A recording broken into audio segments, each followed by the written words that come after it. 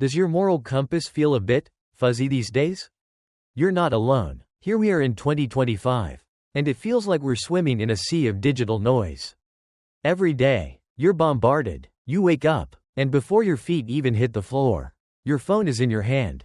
You're scrolling through an endless feed of curated perfection, algorithm-fueled outrage, and conflicting advice on how to live, what to think, and who to be. It's overwhelming. It's disorienting. In this world of deep fakes, echo chambers, and 24/7 information warfare, trying to find a true north, a stable sense of what's right and wrong, can feel impossible.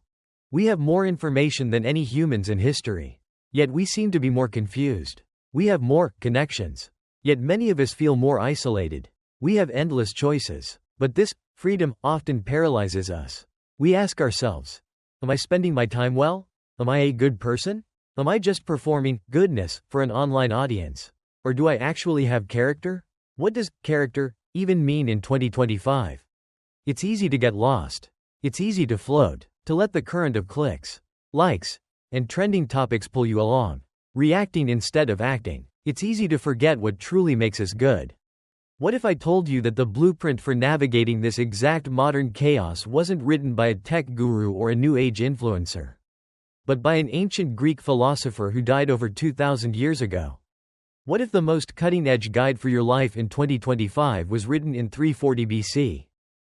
It sounds ridiculous, but stay with me. We're talking about Aristotle, and his work on ethics. Specifically his Nicomachean Ethics isn't a dusty, irrelevant relic. It is, perhaps, the most urgent and practical guide we have for building a meaningful, flourishing life, right here, right now. Aristotle's big question isn't, what are the rules? He's not interested in giving you a simple checklist of do's and don'ts. He's also not just focused on the outcome of your actions. His question is more fundamental, more personal, and far more challenging. How do you become a good person? Not just seem like a good person on your LinkedIn profile. Not just perform as a good person on Instagram. But how do you, in your core, build a character of excellence? Aristotle's blueprint is built around one powerful concept, a word that we often mistranslate, eudaimonia. We tend to translate this as happiness. But for Aristotle, happiness wasn't just a feeling. It wasn't the fleeting pleasure of a good meal, a new purchase, or 1,000 likes on a post. That's hedonia, and he knew it was a sugar rush, empty and unsustainable. Eudaimonia is different. It's a richer, deeper concept. It means human flourishing. It's about living a life of excellence. It's the state of being the best possible version of yourself, firing on all cylinders, fulfilling your unique potential as a human being. It's not a destination you arrive at, it's a way of living. It's the kind of life you look back on and can say, that was a life well lived. And how do you achieve this flourishing? Aristotle's answer is simple to say but a lifetime's work to achieve. You live a life of virtue. Now, virtue is another one of those words that can make us tune out. It sounds old-fashioned, maybe a bit preachy, but for Aristotle, virtue wasn't about moral purity or piousness. Virtue was, quite simply, excellence. The virtue of a knife is its sharpness, its ability to do what it's designed to do excellently. The virtue of a racehorse is its speed. So, what is the virtue of a human being? What are we designed to do? Aristotle says our unique function is our ability to reason. We are rational animals. Therefore, a virtuous life, a flourishing life, is one lived in accordance with reason. This is where it gets incredibly relevant to our digitally saturated lives. Our modern world is practically designed to hijack our reason. The algorithm isn't optimized for your eudaimonia, it's optimized for your attention. It thrives on your impulses, your outrage, your fear, your envy. It doesn't want you to be a rational, excellent human. It wants you to be a predictable, click-happy consumer. Aristotle's ethics are a direct rebellion against this. He provides a framework for taking back control. He argues that you aren't just born virtuous. You aren't courageous, or patient, or honest, or generous by default. You become these things. How? Through practice, through habit. You become a courageous person by doing courageous things, over and over, until it becomes part of your character. You become a temperate person, a person with self-control, by practicing moderation. Over and over, until you are no longer a slave to your impulses. Think about this in 2025. What does courage look like? Maybe it's the courage to speak up against injustice. But maybe it's also the courage to log off. The courage to sit with your own thoughts without distraction. The courage to have a difficult, face-to-face conversation instead of sending a passive-aggressive text. The courage to admit you're wrong in an echo chamber that only rewards certainty. What does temperance look like? Maybe it's the self-control to not binge-watch an entire series in one night. The self-control to not check your notifications every 30 seconds. The self-control to not get drawn into a pointless, toxic argument in a comment section. This is the power of Aristotle's blueprint. It doesn't give you a simple answer. It gives you a new way to think about every single choice you make. It shifts the question from, what do I want to do right now, to, who do I want to become? It's an active process. It's a system. And it's a system designed for the messy, ambiguous, challenging reality of human life. He understood that being good isn't easy. That we're pulled in different directions by our desires, our fears, and our society. His entire framework isn't for saints, it's for us. It's a blueprint for building an internal moral compass so strong, so stable, that it doesn't get fuzzy, no matter how much digital noise is thrown at you. It's a way to stop floating and to start navigating. So, if Aristotle's ethics are the blueprint, how do you actually start building? You might be thinking, this all sounds great, but I'm not a philosopher. I'm just trying to get through my week. You're tired of feeling overwhelmed by choices. You're wondering if you're making the right decisions in a world that moves at hyperspeed. A world that demands you be a parent, a partner, a top-tier employee, a perfectly curated online presence, and a well-informed citizen, all at the same time. It's tempting, in this state of overwhelm, to look for a quick fix. And our 2025 world is more than happy to sell them to you. Every day, there's a new self-help trend, a new life hack, a new 5-step program to biohack your happiness, or 10x your productivity. We're drowning in this stuff. We buy the book, we listen to the podcast, we download the app, and we get a little jolt, a temporary high of motivation. But what happens a week later? A month later? We're right back where we started, feeling just as lost, waiting for the next trend to come along. This is where Aristotle's framework isn't just another passing fad. It's the ultimate upgrade. It's not a patch, it's a new operating system.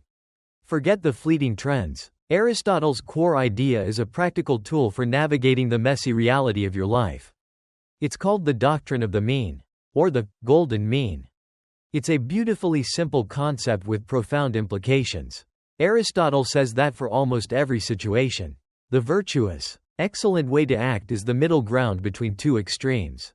It's the sweet spot between two vices. A vice of excess, too much, and a vice of deficiency, too little.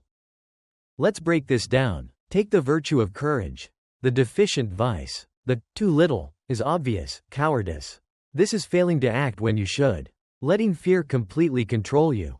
The excessive vice, the too much, is rashness or recklessness. This is acting without any regard for the danger. Jumping in foolishly. All impulse and no thought. The virtue, courage, is in the middle. It's not the absence of fear. A courageous person feels fear, but they act anyway, in the right way, at the right time, for the right reasons. Now, let's apply this to 2025. What does digital cowardice look like? It might be staying silent when you see a colleague being bullied over a Zoom call. It might be never voicing your own well-thought-out opinion in a meeting because you're afraid of being wrong. It's the bystander effect of the comment section, where you see misinformation or cruelty and just scroll by. Not because you agree, but because you don't want to get involved. What does digital rashness look like? Oh, we see this everywhere. It's the cancel culture mob. It's the person who fires off an angry, all caps email to their entire team without thinking. It's jumping into a political debate online with pure emotion, armed with insults instead of arguments. It's outrage for the sake of outrage. So what is the virtue? What is digital courage? It's the person who calmly and privately messages the colleague being bullied to offer support. It's the person who, after careful consideration, presents a dissenting opinion in a meeting, with respect and with evidence. It's the person who, instead of joining the online mob, takes the time to research the facts, or who chooses to engage with a single, difficult idea with nuance and reason. It's also the courage to know when to disengage, to not feed the trolls, to protect your own peace. See? It's not a simple rule. It's a system for thinking. Let's try another one, generosity. The deficiency is stinginess or miserliness. You don't share your time, your resources, your knowledge. You hoard. The excess is prodigality or wastefulness. You give everything away, to your own ruin. Or, in 2025 terms, it's performative generosity, shouting about your small donation on social media for validation. Or giving your time to everyone and everything until you're completely burned out. The virtue, true generosity, is the mean. It's giving the right amount, to the right people, at the right time, for the right reasons. In 2025, this is powerful. It might mean mentoring a junior employee, not because your boss is watching, but because you genuinely want to see them succeed. It might mean not giving money to a dubious online fundraiser but instead volunteering your time at a local shelter. It might simply mean the generosity of your attention, putting your phone away, completely away, and listening to your partner or your child as if they are the only person in the world. This is the hard work. And this is where Aristotle's system gets even more brilliant. This mean isn't a fixed mathematical average. The middle isn't the same for everyone in every situation. The right amount of courage for a firefighter is different from the right amount for an accountant. The right amount of food for a professional athlete is different from the right amount for a librarian. This is where you come in. Your reason has to do the work. Aristotle called this skill phronesis, which is often translated as practical wisdom. This is the real upgrade. Practical wisdom is the ability to see the situation clearly, to perceive the mean in a particular context, and to know how to act on it. It's the skill of navigating the gray areas. Our 2025 world hates gray areas. It wants to force you into a binary. You're either with us or against us. Right or wrong, good or evil, woke or bigoted. The algorithm feeds on this division. Aristotle's ethics are the antidote. He gives you permission to live in the gray area, but to live there with intention. He says, it's easy to be angry, anyone can do that. But to be angry with the right person, to the right degree, at the right time, for the right purpose, and in the right way, that is not easy. And it is not in everyone's power. That is practical wisdom. That is the work. It's not a 10-step list. It's a call to action to become a certain type of person. A person who is not a slave to their impulses. A person who is not just a bundle of unexamined reactions. A person who thinks, who feels, and who chooses their actions in pursuit of excellence. This isn't just for philosophers. This is for you. This is the ultimate upgrade for your 2025 existence. It's the process of forging character, one choice at a time. So, what if that's it? What if the secret to a more fulfilling, virtuous life in 2025 isn't a new app, or a guru's manifesto, but this ancient, patient, and sometimes difficult wisdom? You've accepted that this is an upgrade, not a fad. You understand the golden mean as a navigation system. But now comes the most important part. How do you actually do it? How do you take this grand 2.000-year-old philosophy and make it real on a random Tuesday? When you're stressed, tired, and your phone just will not stop buzzing? You begin by accepting Aristotle's most famous and most practical insight. It's a line often paraphrased, but its power is undiminished. We are what we repeatedly do. Excellence, then, is not an act, but a habit. This is the key that unlocks everything. You don't become a good person by making one grand, heroic gesture. You don't become courageous by reading a book about it. You become a good person by practicing small, daily acts of virtue, over and over and over, until they become as second nature as brushing your teeth. Your character is the sum of your habits. So, let's stop talking philosophy and start building a training program. Let's translate Aristotle's abstract concepts into concrete, 2025 ready daily habits. Let's start with the virtue that is, perhaps, most under attack in our modern world, temperance, or self-control. We live in an economy of more. Binge watch, binge eat, doom scroll, one more episode, one more click, one more purchase. The vice of deficiency here is indulgence, being a slave to every impulse. The vice of excess is a kind of rigid, joyless asceticism, where you deny yourself all pleasure. The virtuous mean is about conscious, reasoned enjoyment. It's about being the master of your appetites, not their servant. So here is your first habit. Call it the digital sunset. It's simple. 1 hour before you plan to go to sleep, you put your phone away. Not just on the nightstand. You plug it in to charge across the room. For that 1 hour, you are deliberately practicing temperance. You are telling the impulsive, dopamine-seeking part of your brain, no, we're not doing this right now. This isn't just good sleep hygiene, it's a character exercise. In that hour, you read a physical book. You talk to your partner. You stretch. You sit with your own thoughts. As uncomfortable as that might be at first, you are practicing the virtue of self-control. Here's another. The 30-second pause. You're online, and you feel that hot, fast impulse. The impulse to fire off an angry comment. The impulse to click, buy now, on something you don't need. The impulse to jump to another app just because you're bored. In that moment, you just stop. For 30 seconds, you close your eyes, you take one deep breath, and you ask your rational brain to come online. Why am I doing this? Who am I becoming by this action? 9 times out of 10, the impulse will pass. You have just used your human function, your reason, to overcome a knee-jerk, animalistic reaction. That is a small victory. That is you, in real time, building the habit of temperance. Let's do another one. Truthfulness, or honesty. The vice of deficiency is deceptiveness. This isn't just about telling big lies. It's about the 1,000 tiny deceptions of 2025.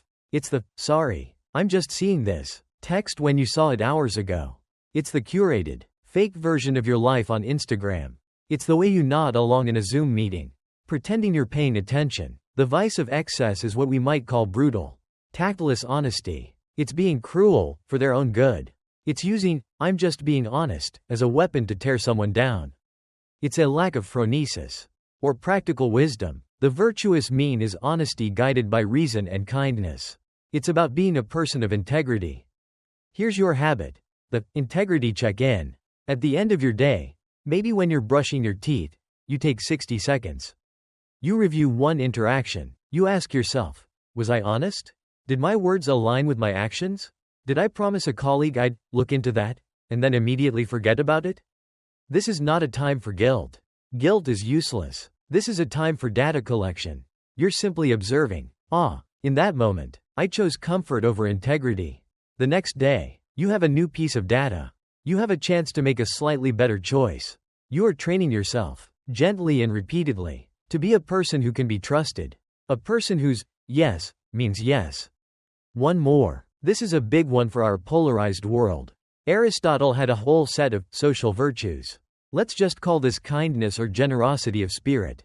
The vice of deficiency is being sullen, quarrelsome, or argumentative. In 2025, this is the default mode of the internet. It's the person who looks for a fight, who always has a cynical, well, actually, ready. The vice of excess is being obsequious or a people pleaser. This is agreeing with everyone, having no spine, and seeking validation at all costs. Terrified of any disagreement. The virtuous mean is being a warm, agreeable, and stable presence. It's being a good listener, but also having your own well-reasoned principles. Here's your habit. The generous question. In your next conversation, whether it's with your barista, your child, or a coworker on Slack, make it your one goal to ask one more question than you normally would. And then, listen to the answer. Listen without just planning what you're going to say next. This is a transformative habit. You are practicing the mean between self-absorption, the deficient vice, and validation seeking, the excessive vice. You are practicing genuine, reasoned connection. You are making the other person feel seen. This is, perhaps, the most powerful virtue you can practice in our isolated world. The digital sunset, the 30-second pause, the integrity check-in, the generous question. These aren't grand, life-altering gestures. They are small. They are daily. They are, frankly, a bit boring. But this is the work. This is the whole secret. Bedtime gets a whole new meaning. You'll lie down at night, and you won't just be thinking about your to-do list for tomorrow. You'll be able to look back on your day and know, I had the choice to scroll. And I chose to read. I had the choice to be reactive. And I chose to pause. I had the choice to deceive. And I chose integrity. I had the choice to ignore.